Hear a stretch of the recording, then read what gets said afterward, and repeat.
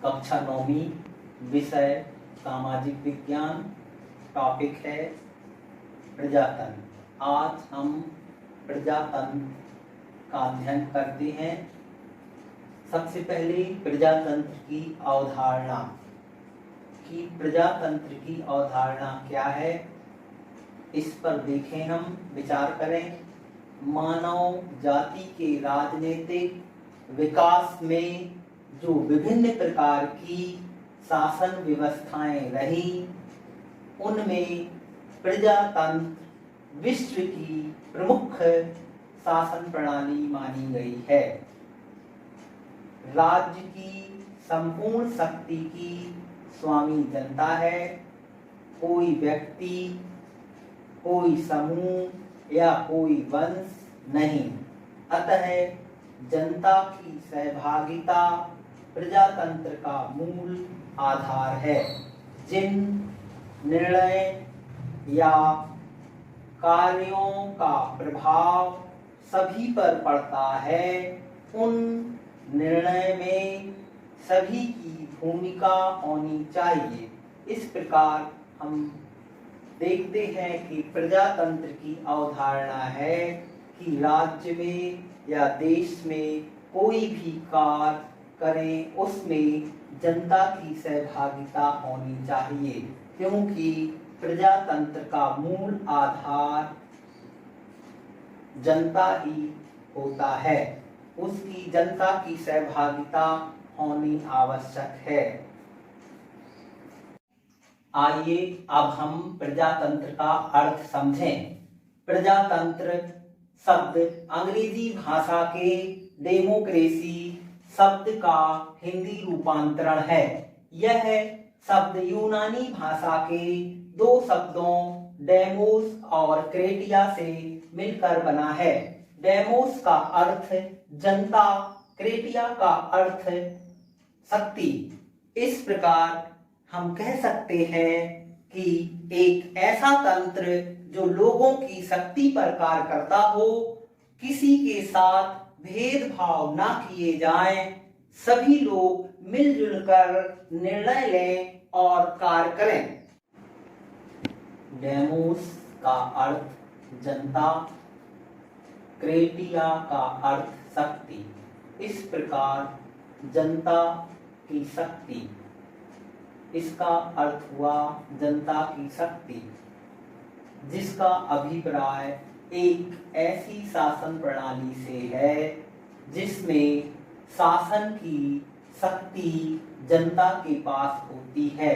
शासन का संचालन जनता स्वयं प्रत्यक्ष रूप से या अपने प्रतिनिधियों के माध्यम से अप्रत्यक्ष रूप से करती है।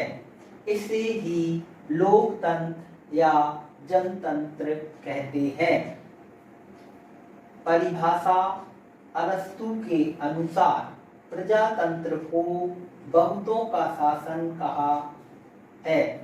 अरस्तू ने प्रजातंत्र को बहुतों का शासन कहा है। दूसरी परिभाषा अब्राहम लिंकन ने दी है। इनके अनुसार प्रजातंत्र को जनता द्वारा और जनता के लिए शासन कहा है। डायसी के अनुसार प्रजातंत्र वह शासन है जिसमें शासक समुदाय संपूर्ण राष्ट्र का अपेक्षाकृत बड़ा भाग हो। ये सारी परिभाषाएं महान शिक्षा शास्त्री, दार्शनिक, राजनीतिक व्यक्तियों द्वारा दी गई हैं।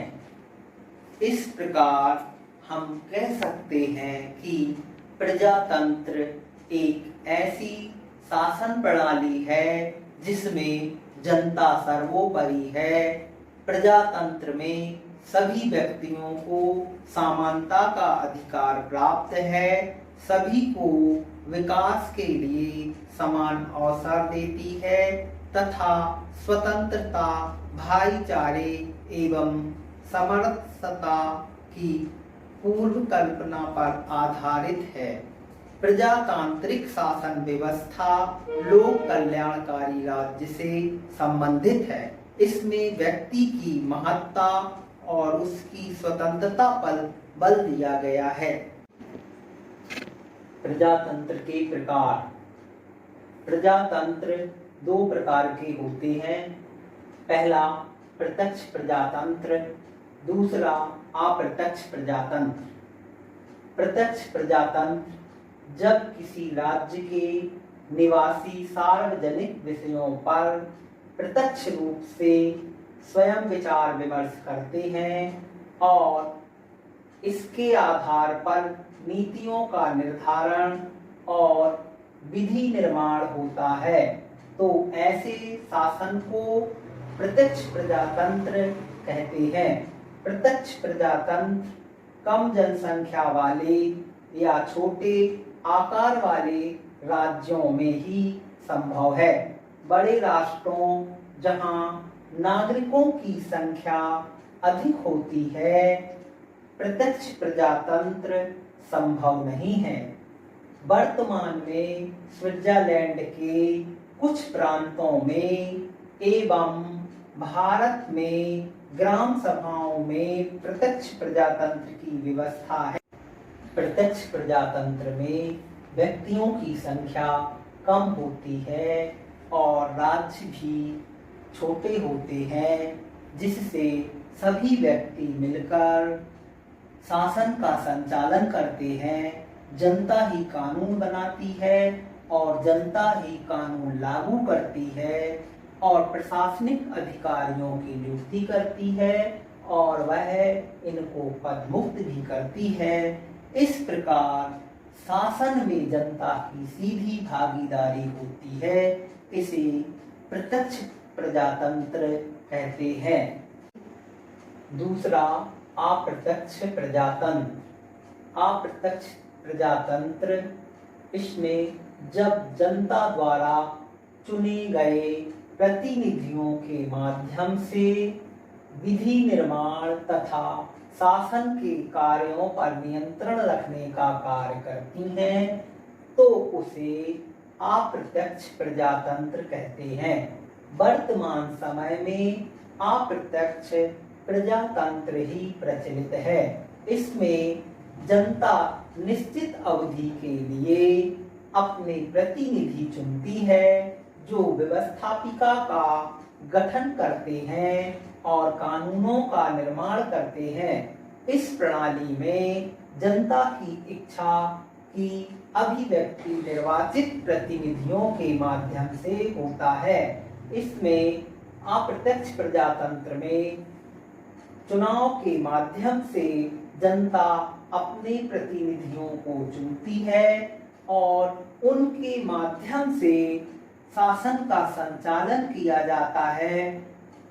प्रतिनिधि चुनने की प्रक्रिया चुनाव कहलाती है। चुनाव के माध्यम से चुने गए प्रतिनिधि ही शासन का संचालन करते हैं। उस संचालन में जनता की सहभागिता रहती है।